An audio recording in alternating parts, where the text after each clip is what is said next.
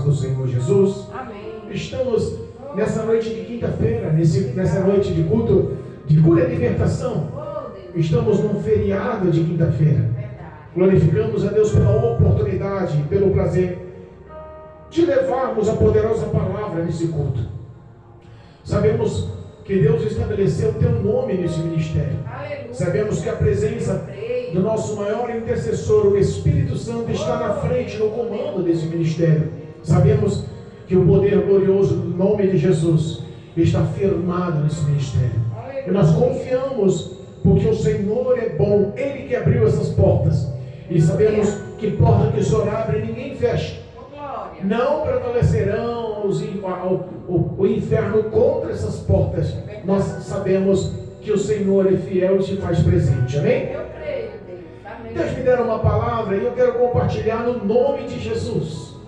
A todos que nos ouvem, a todos que estão presentes, a todos que nos acompanham através do YouTube, do Facebook, em nome de Jesus, abra o coração. Deus é fiel e Ele é poderoso para agir em nosso favor nessa noite. Amém?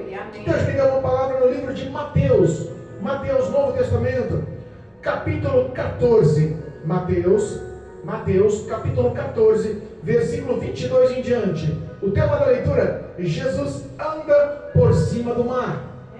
Louvado seja Deus.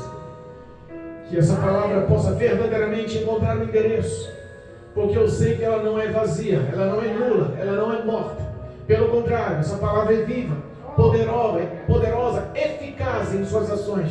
Sabemos que é o Espírito Santo que tem poder de agir na mente e no coração dos que nos ouvem para a glória de Deus. Amém? Amém. Versículo 22, diz assim a palavra de Deus: E logo ordenou Jesus que os seus discípulos entrassem no barco e fossem adiante para a outra banda, enquanto despedia a multidão. E despedida a multidão, subiu ao monte para orar à parte. E chegada já a tarde, estava ali só, e o barco estava já no meio do mar, açoitado pelas ondas, porque o vento era contrário.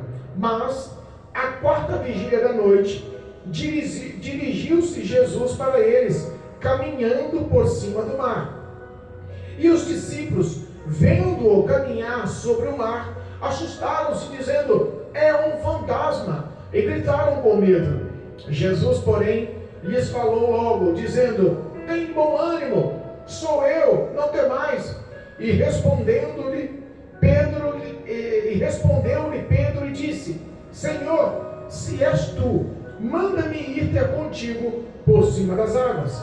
E ele disse: vem. E Pedro, descendo do barco, andou sobre as águas para ir ter com Jesus.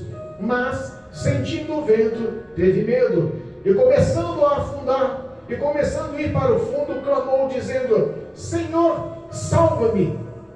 E logo Jesus, estendendo a mão, segurou-o e disse-lhe: homem de pequena fé, por que duvidastes? E quando subiram para o barco, acalmou o vento.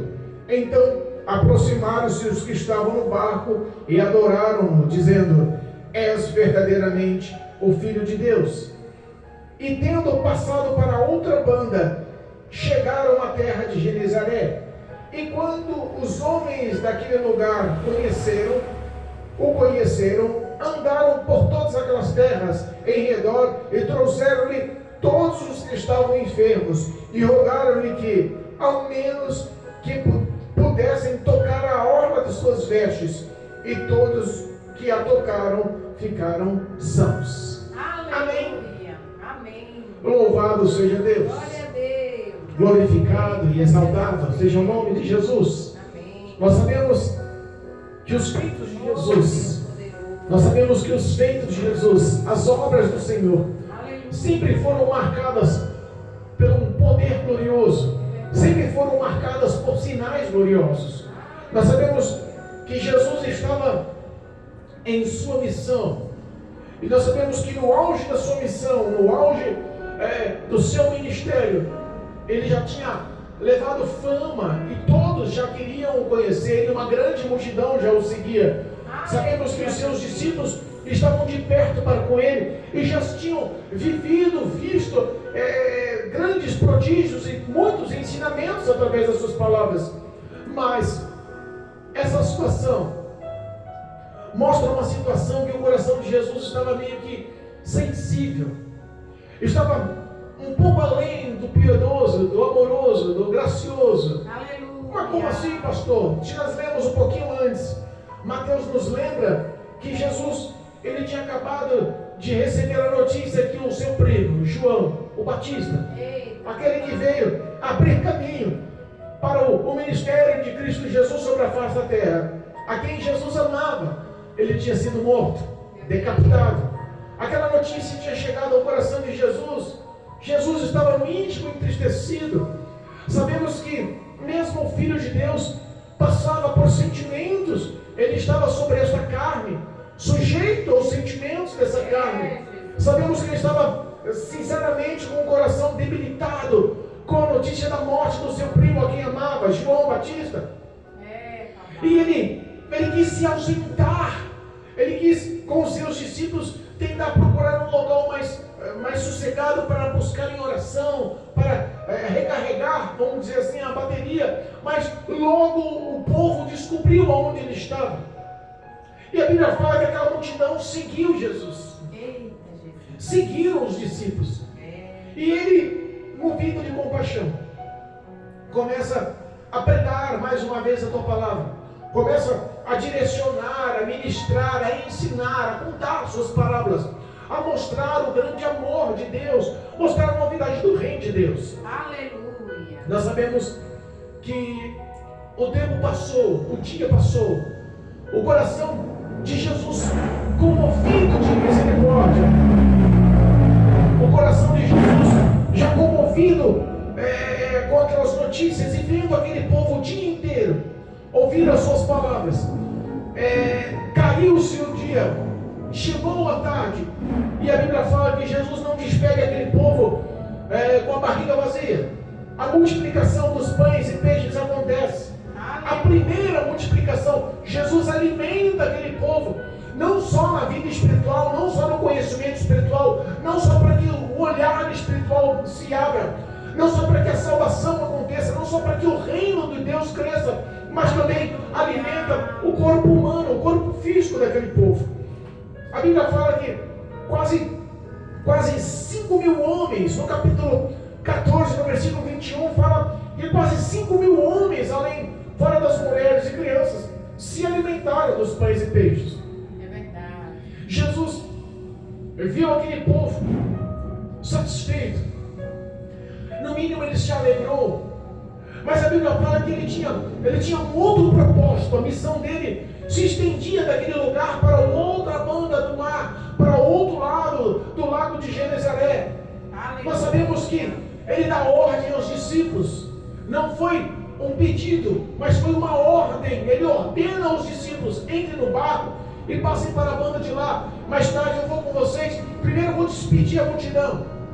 A multidão tinha no coração o propósito ou o anseio de intitular Jesus como o rei da multidão, como o líder da multidão, como um Cristo poderoso que pudesse lhe suprir as necessidades humanas, e como líder com propósito futuro, quem sabe, desafiar Roma.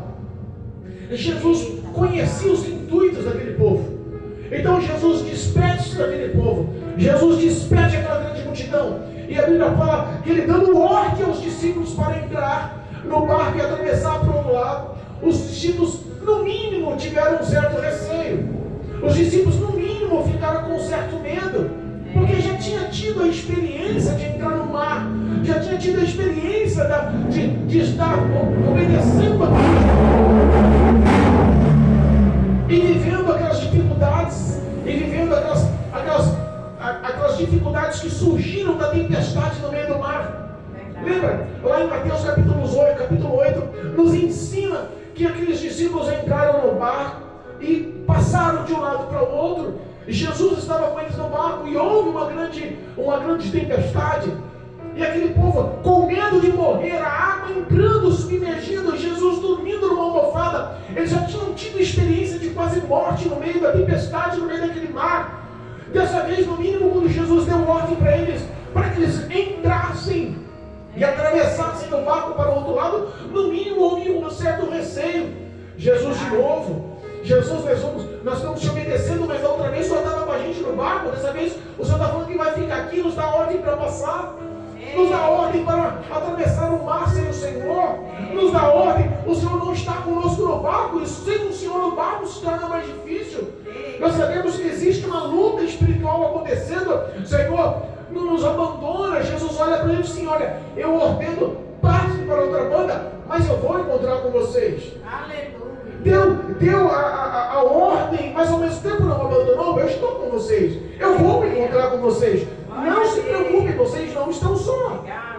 Vocês não estão solitários, não estão sozinhos. Eu vou me encontrar com vocês.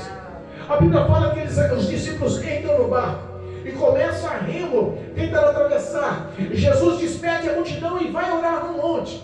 Jesus no monte só começa a orar, mas parece que os discípulos indo em direção ao outro lado, o vento se torna contrário, começa a formar uma grande tempestade. Os discípulos remam e não conseguem atravessar, ficam mais ou menos que travados no meio do caminho. Jesus no monte orando, chega a quarta vigília da noite, de 3 a 6 da manhã, a tempestade caindo. Nós sabemos que o momento mais escuro da noite não é a meia-noite, o momento mais denso da escuridão é perto do raiar do sol. Então no momento mais difícil, ou nós possamos entender que o momento mais catastrófico, mais fortificado daquela tempestade, a Bíblia fala que Jesus desce para socorrer aquele povo. Aleluia. Jesus desce do monte e começa andando sobre as águas do mar, começa pisando sobre as águas, a tempestade, o vento açoitando as águas, as ondas, e Jesus atravessando no meio do mar, pisando sobre as águas. Aleluia. Imagino eu que indo em direção ao barco, aquele barco estava se enchendo de água, os meninos estavam apavorados, existia ali pescadores experientes que conheciam inclusivemente aquela situação, conheciam aquele local, conheciam aquela tempestade. Mas a Bíblia fala que quando a tempestade está forte, o vento ao contrário, eles não conseguem romper, vencer a tempestade com os remos. De repente, no mínimo, imagino eu, que um relâmpago foi dado na tempestade. A luz do relâmpago clareia em meio ao mar, em meio ao breu da tempestade. E a Bíblia fala que aqueles discípulos que estavam no barco veem de longe a figura de um homem andando sobre as águas. Eles não deduziram que era Jesus, eles não deduziram que Cristo estava a caminho deles, eles não deduziram que o socorro estava chegando, eles não deduziram que era o Salvador, eles deduziram no mínimo, com muito pavor e medo, que era um fantasma. Meu Deus. Deduziram que era um fantasma. Entenda uma coisa, nunca houve um conto desse na face da terra, nunca houve na história do povo um fato de que um homem andasse sobre as águas. Nem na lei mosaica, nem nos prodígios e os sinais do Deus Todo-Poderoso na época do Egito, e nem em todas as batalhas, nem em todos os sinais. E o mar abriu, o rio Jordão abriu, o sol parou, muralhas caíram, o machado flutuou, milagres aconteceram, mas nunca houve um conto de um homem andar sobre as águas. Não tinha marco na história, no conto, a lei mosaica, a Torá, nada contava que o homem um dia andou sobre as águas. Então aqueles discípulos que conheciam a situação, que era arriscada a situação, que as águas inundavam o barco, que eles estavam a ponto de perecer, que a tempestade estava forte, que eles não conseguiam vencer aquela situação, eles no relâmpago, imaginam, no clarão de um relâmpago eles veem um homem andando sobre as águas. No mínimo as pernas tremeram, no mínimo o temor aconteceu, porque a Bíblia fala, o próprio conto, a própria leitura nos ensina que eles tiveram medo. Olha só o versículo 26 da leitura oficial: e os discípulos, vendo-o caminhar sobre o mar, assustaram-se, dizendo: é um fantasma, e gritaram com medo. Meu Deus, é verdade. Entenda, eu costumo dizer que o medo, ele é gerado dentro do coração, mas vem de fora. Vem pela visão, Verdade. vem pela audição. você enxerga alguma coisa que lhe causa medo. Você ouve alguma coisa que lhe causa medo. Se não houver uma situação, você não consegue ter medo. Se tudo for favorável, tudo tiver em bonança, você não tem medo da situação. Mas entenda, o que vem de fora, o que você vê e ouve, pode ser gerado no teu coração medo. E o medo às vezes aniquila, anula, acaba com a nossa fé. As nossas ações de fé, elas não podem ter por base o medo. As nossas ações de fé, elas não podem ter por base aquilo que está gerado, que nos gera o mal. O medo nos gera o mal. O medo nos dá uma covardia intensa. Qual é o homem que, vendo um homem andando sobre as águas e pensa que é um fantasma, atuaria com ato de fé? O medo dominou os 12 discípulos. O medo entrou nos 12 discípulos. E isso não muda nos dias atuais.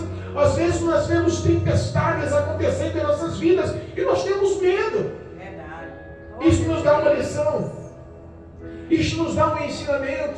Aleluia. Que não é porque somos crentes, não é só porque aceitamos a Jesus como Salvador, não é porque temos um cargo eclesiástico na igreja, não é porque você é líder da escola dominical, professor da escola dominical, líder do grupo das irmãs, não é porque você é líder do grupo de oração, não é porque você é líder do grupo de varões, do grupo de evangelismo, das campanhas, não é porque você é um presbítero, um evangelista, um pastor, uma missionária, não é o que acontece dentro da igreja. Às vezes, tudo isso, você vivendo com Jesus, não te vulnerabiliza de estar com medo. Não te isola de ter tempestades. Não te bloqueia de viver as grandes inundações que tentam afundar o nosso barco, que tentam afundar a nossa história para com Deus. E às vezes nós pensamos, meu Deus, que dificuldade é essa? Que vento é esse? Que tempestade é essa? Mas entenda, sempre depois da tempestade tem um milagre esperando. Aleluia. Tem uma ação gloriosa te esperando. Verdade. Entenda, na primeira vez que eles passaram pela tempestade, na primeira vez que as águas invadiram aquele barco, a primeira vez eles acordaram Jesus dormindo na almofada. Mestre, mestre, não se importa que nós pereçamos, não se importa que nós vamos morrer. Verdade. Jesus acorda, repreende o vento, manda o mar se calar, eles se acalmam, a bonança. Eles reconhecem, mas Jesus dá uma lição: homens de pequena fé. Eita, Jesus. Entendam, eles sabiam que toda aquela tribulação no meio do mar, aquele vento contrário, aquela dificuldade em romper aquela tempestade intensa, tinha um propósito. Atravessaram, chegaram do outro lado do mar, chegaram a Decápolis, chegaram numa cidade chamada Gadara, entraram na cidade, e lá na cidade conseguiram, porque Cristo estava com eles, o milagre acontecera. É verdade. Jesus estava no barco. O milagre aconteceu, houve a libertação daquele homem gadareno, aquele homem que vivia em cemitérios, vivia nu, vivia se cortando, que as autoridades, os soldados, o policiamento não conseguia lhe prender, cadeados, correntes, eles rompia, aquele homem que vivia ruivando, vivia se cortando com pedaços de telhas, aquele homem que nada conseguia acalmá-lo, aquele homem possesso com uma legião de demônios. Aquele homem foi encontrado por Jesus. Talvez seja por isso que a tempestade foi tão intensa. Talvez seja por isso que houve uma grande luta para que eles pudessem chegar. Mas entenda, essa era a segunda vez que eles estavam voltando. Essa era a segunda vez que eles estavam indo para Decápolis. Só que dessa vez, Jesus já tinha deixado aquele homem liberto e transformado na cidade.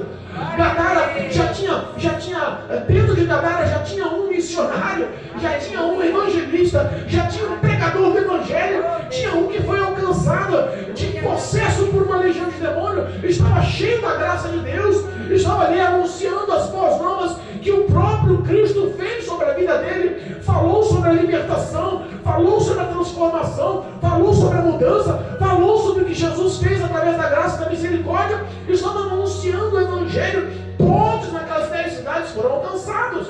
Entenda, Jesus volta pela segunda vez. É por isso que antes de chegar, mais uma vez repete a mesma circunstância, a mesma situação. Houve uma outra tempestade, houve uma outra batalha no mar, houve uma outra intensidade de vento contrário. Só que dessa vez os discípulos não tinham Jesus no barco. contrário, eles estavam sendo açoitados pelo vento, o risco de afundar o barco, o risco das ondas virar o barco, o risco de todos morrerem afogados, e além de tudo isso, agora não é o risco e o medo só das ondas, eles veem o homem andando sobre as águas e gritam com medo de ser um fantasma. Eita, Jesus. Quantas vezes no meio da tempestade nós não reconhecemos Deus? Olha aí. Quantas vezes no meio da sua luta, da sua prova, que você fala que não tem saída, que você fala que não tem mais força, que você fala que o vento está te ganhando, que a tempestade está vencendo, que você fala que não consegue mais avançar. Jesus está chegando perto, porque Jesus ele nunca te deixa só, ele nunca te decepciona, ele nunca te abandona. Obrigado. Ele sempre está, entenda, nós estamos falando de um Jesus que é onipotente. Então ele tem poder de te livrar dessa situação. Não há outro poderoso como Cristo que possa te livrar dessa tempestade. Eu não sei qual o tamanho da sua tempestade, mas aquele também que é onipotente, ele também é onisciente. Ele sabe o tamanho da sua tempestade. Aleluia. Ele conhece também o tamanho dos ventos. Ele sabe que está contrário. Ele sabe que você está chegando no limite. Mas ele não se atrasa. Aleluia, meu Deus. Pastor, como assim não se atrasa? Ele chegou à quarta vigília da noite. Talvez na primeira, segunda, terceira vigília da noite, os discípulos estavam com força, com fôlego, com gás, com ânimo. Não, vamos ganhar essa tempestade. Vamos, todo mundo rema junto. Não, essas ondas não vão nos parar. Não, esse vento não vai nos parar. Nós vamos atravessar. Deus nos deu a ordem, Cristo nos deu a ordem para atravessar. Somos mais que vencedores em Cristo. Aleluia, meu Talvez Deus. o propósito seria atuante, mas de repente as forças físicas se acabaram. Eles tinham que começar a viver pela fé. Eles tinham que começar a acreditar que não era só uma força física, não era só o conhecimento de pescador, não era só a experiência daquele mar, não era só a experiência da tempestade passada. Agora eles tinham que viver o que Cristo falou: homens de pouca fé. Eita, meu Deus. Eles tinham que começar a acreditar, mas as forças acabaram. E quando entrou a terceira vigília, a fé não atuou. A força acabou e a fé não atuou. A força acabou, o medo entrou. Meu Deus. A fé não atuou, mas o medo dominou. Olha aí. Eu fico pensando, se da mesma forma que o medo chega e gera em nosso coração pelo que nós vemos e ouvimos, entenda, a fé também.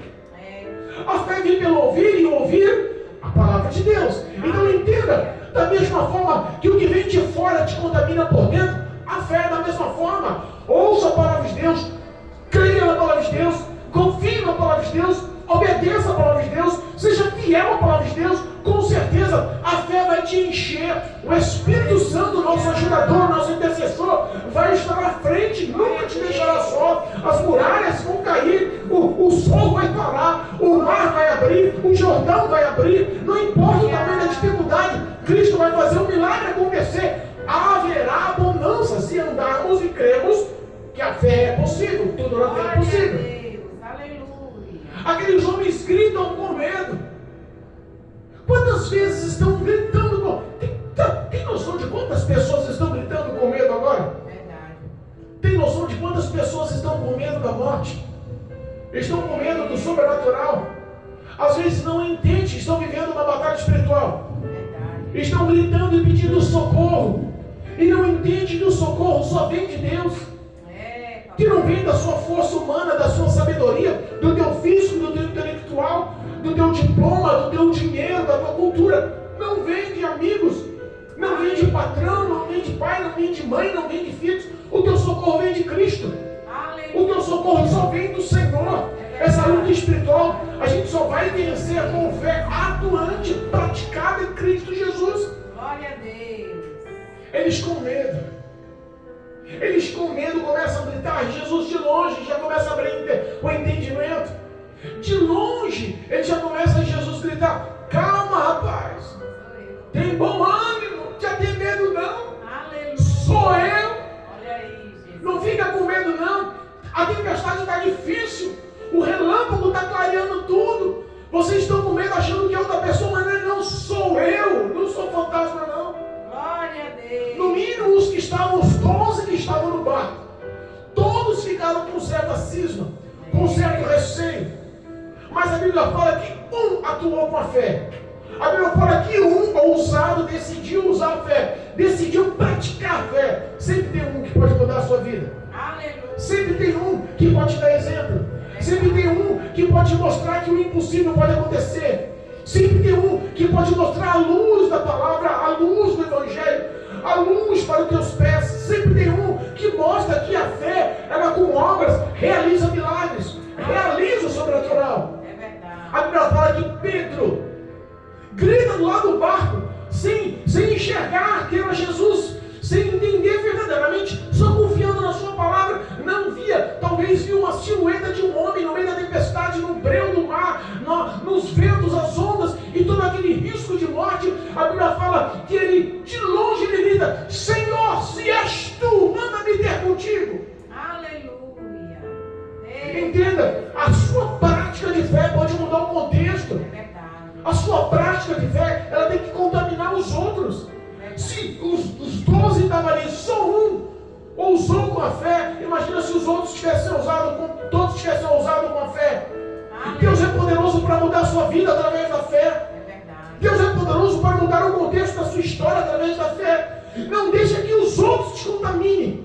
Não deixa que a falta de fé, não deixa que a incredulidade, não deixa que o medo dos outros te contamine. Aleluia. Estavam em 12 no barco. No mínimo, quando Jesus falou assim: Pedro, vem Pedro, pode vir. No mínimo os 11 que estavam no barco começaram a gritar: Pedro, você está maluco, rapaz? Você é pescador mais que ninguém, sabe que se pisar na água você vai afundar. Que história é essa, rapaz? Não faz isso não, você é maluco. E se não for Jesus? E se for qualquer outra coisa, mesmo Jesus? Ele está falando que é ele, mas ninguém está vendo. Entenda. Pedro não deixou se contaminar. Aleluia. Pedro não deixou a incredulidade trazer dúvida. Pedro não deixou que a influência daqueles 11 pudesse mudar o seu contexto de fé. A Bíblia fala que Pedro sai fora do barco, começa a andar sobre as águas. Não mostra a palavra de Deus qual a distância que Pedro andou. Não fala qual o percurso que Pedro andou. Não fala quantos passos ele andou. Não fala quantos metros Pedro andou sobre as águas. Mas a Bíblia fala que Pedro, andando sobre as águas, com os olhos em Jesus, andando sobre as águas, na direção, focado, crendo, olhando para Jesus, o mar, a tempestade, o mar, não lhe ofuscaram nenhum dano. Aleluia. Mas no meio do percurso, entenda, quando você está numa ação de fé, numa provação, quando realmente a situação é poderosa, é grandiosa, que o milagre está acontecendo, o inimigo se levanta. Entenda, nunca haverá uma batalha espiritual que você só ganhe. Nós vemos um evangelho sendo pregado frouxo, fácil, de ganhos, só de vitória. E não é essa a verdade. Somos seres humanos, falhos, frágeis. Sem Cristo nada podemos. Entenda que Pedro, mesmo sendo um discípulo de Jesus, andando com Jesus, conhecendo a voz de Jesus, praticando a sua fé, caminhando sobre as águas do mar, em meio à tempestade, ele para e sente o vento forte. Na sua passada, caminhando sobre as águas, ele sente o vento forte e tira por um instante o olhar de Jesus e olha o vento contrário. Quando você perde o foco um pouquinho de Jesus, a sua fé começa a esmorecer, o medo começa a dominar. Aí entra aquela batalha de novo, medo ou fé.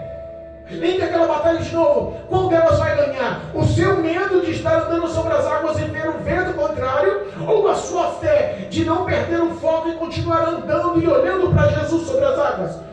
O que vai vencer, o medo ou a fé? O que você alimentar primeiro, o que você alimentar melhor, o que você fortalecer mais vezes, o que você constantemente der alimento. Como assim, pastor? Existe uma batalha espiritual. Essa batalha espiritual está especificada lá em Gálatas. Fala sobre a guerra da carne e do espírito. Um se opõe contra o outro. Aquele que você alimentar melhor, pode ter certeza que vai ganhar essa batalha. Pode ter certeza que vai te dar vitória nesse milagre. Aquele que você alimentar primeiro, aquele que te alimentar mais, também pode ter certeza que vai fazer você perder a batalha, que vai fazer você afundar nessa guerra. Entenda, você tem que entender aonde estão as suas obras, as suas ações diárias, para que você saiba qual que está sendo alimentado melhor. Verdade. Se você passa o dia inteiro, a semana inteira, a quinzena inteira, o mês inteiro, não consegue ler mais a Bíblia, tem alguma coisa errada. Se você passa o dia inteiro, a semana inteira, o mês inteiro, já não consegue mais orar intercedendo por alguém, tem alguma coisa errada. Se você já não consegue mais o que é consagração, não sabe mais o que é jejum, opa, tem alguma coisa errada. Talvez a sua carne esteja sendo alimentada, fortificada, fortalecida, e no momento da tempestade, o medo vai ganhar. É verdade. Você vai afundar. O vento contrário vai ser mais forte.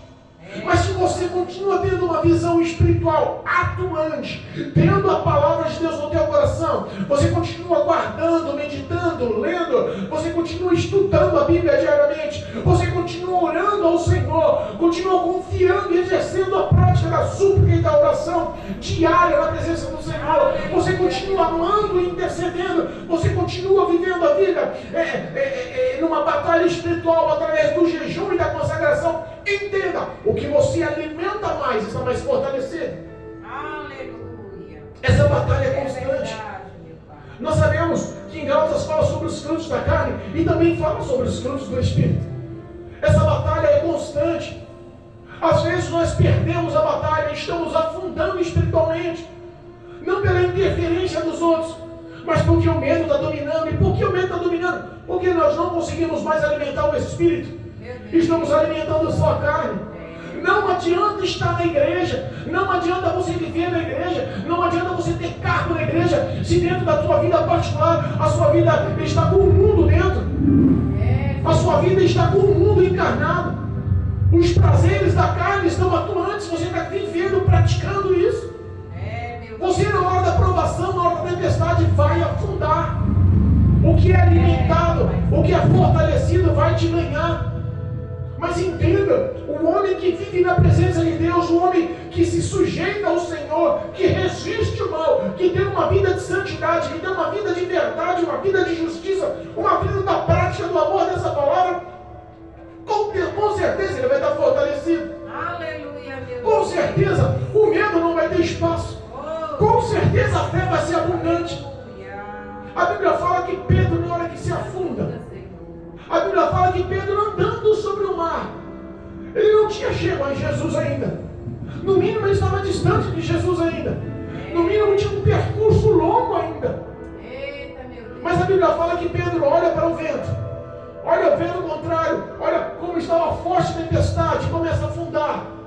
E no momento de estar afundando, de estar perdendo, de estar vendo a morte ao seu redor, ele clama ao Senhor. Ele suplica ao Senhor. Ele faz uma oração breve, mas direta, sincera, verdadeira. Senhor, salva-me. Não, se a gente parar para pensar, não importa a distância que Jesus estava dele, não importa aonde Jesus estava, quando ele clamou afundando, a Bíblia fala que instantaneamente, imediatamente, as mãos do Senhor o socorrem, o levanta daquelas águas. Eu imagino Jesus segurando as mãos de Pedro. Eu imagino Jesus levantando Pedro, colocando ele de novo em cima das águas. Vem, meu filho. Vamos continuar agora, nós dois unidos, de mãos dadas. Vamos nós dois andar por sobre as águas até o barco. As águas não têm mais poder de te afundar. Você está comigo. As águas não têm mais poder de te causar medo. Você está comigo. Essa tempestade não tem mais poder de te afligir. Você está comigo. A partir de agora, o medo não faz mais parte de você. Você está comigo. Glória a Deus. A Bíblia fala que quando eles entram no barco, os 11 que ficaram, correram a Cristo, se renderam e o adoraram. Aleluia. E proclamaram: verdadeiramente tu és o Filho de Deus. Quantos sinais eles já tinham vistos? Quantos sinais eles já tinham acompanhado? Quantos prodígios? Quantas curas? Quantas libertações? A multiplicação dos peixes? Quanta coisa aconteceu? Mas naquele momento, eles viram um deles. Eles viram um dos 12 andando sobre as águas. Eles não viram só a ação de Jesus, eles viram a ação de Jesus em cima de uma pessoa como eles, humana como eles, que estava andando sobre as águas. Eu imagino Pedro no outro dia comentando com os outros: olha, vocês podem falar o que for, mas naquela tempestade 2 pessoas andou sobre a água, Jesus e ele. Alguma coisa deve ter mudado no coração de Pedro. Eu imagino que o medo não mais fez parte da vida de Pedro. Entenda, agindo Deus ninguém pode impedir, operando o Senhor ninguém pode impedir. Houve bonança, subiram ao barco, o vento se acalmou, a tempestade se acalmou, houve bonança, o mar se aquietou, e Jesus olha para eles. Louvado seja Deus, louvado seja Deus. Eu imagino quanto deve ter sido forte. Eu imagino quanto deve ter sido grandioso aquele milagre. Chegaram do outro lado, entraram novamente em Decápolis. As pessoas, quando viram Jesus, quando viram os discípulos novamente, lembraram. Já não foram os mesmos que tiveram medo, pânico e pediram que Jesus se retirasse das suas terras. Já não foram mais os pastores de porcos. A Bíblia fala que ali havia já um povo que o aguardava, que rodeou todas as 10 cidades e trouxeram nas 10 cidades, trouxeram todos os enfermos, e o desejo dos enfermos era tocar na orla da veste de Jesus, era tocar só na beiradinha da roupa de Jesus para que pudessem ser curados. Era por isso que a tempestade foi tão intensa, por isso que a tempestade foi tão difícil, por isso que Pedro andou sobre as águas e teve medo e afundou, por isso toda aquela experiência sobrenatural, por isso que houve o reconhecimento: verdadeiramente tu és o Filho de Deus. O vento e o mar se te obedecem, se calmam perante o Senhor. Entenda, existe uma ação espiritual, uma recompensa espiritual quando você vence a batalha, quando você vence essa luta. Eu glorifico a Deus, porque eu sei que em meio a todas as dificuldades, todos os enfermos que foram ao encontro de Jesus naquela Decápolis, em todas aquelas cidades, encontraram a cura, encontraram o milagre, encontraram salvação, encontraram transformação. Eu sei que as batalhas continuam constantes, mas eu sei que a ação poderosa de Jesus continua mesmo, que operando o Senhor, ninguém pode impedir, e que todas as batalhas espirituais, que às vezes se mostram tão fortes, vão cair por terra, porque Jesus continua no seu barco, porque Jesus continua com a promessa de se encontrar com você no barco, no meio dos mares. Eu sei que Jesus, Ele continua sendo o mesmo, Ele não mudou. A ação poderosa dele não enfraqueceu, o amor dele sobre as nossas vidas não diminuiu, a ação poderosa dele sobre as nossas vidas não acabou. Ele continua sendo o mesmo Deus Todo-Poderoso. Nós confiamos na vitória, porque sabemos que é o Senhor que está em nosso barco. Nós sabemos que todas as vezes que passamos por uma provação, é porque o milagre, a cura, o sobrenatural de Deus, a parte de Deus está para acontecer em nossas vidas. Que continuamos crendo nessa palavra, que continuamos crendo no poder vivo dessa palavra, que Jesus nunca possa te abandonar em meio às suas dificuldades, na hora do seu medo, na hora de estiver afundando nessas águas. Clame ao Senhor, Ele sempre estará contigo, Ele nunca vai te decepcionar, Ele é fiel. Creia nisso, em nome de Jesus, em nome de Jesus. Que essa palavra possa alcançar os corações, que Cristo possa se mostrar grande e benevolente na sua vida. Aleluia. E que toda a influência do mal venha perder força, porque é o Senhor que opera e age em teu favor. Creia nisso, no nome de Jesus. Amém. Em nome de Jesus. Amém? Amém. Louvado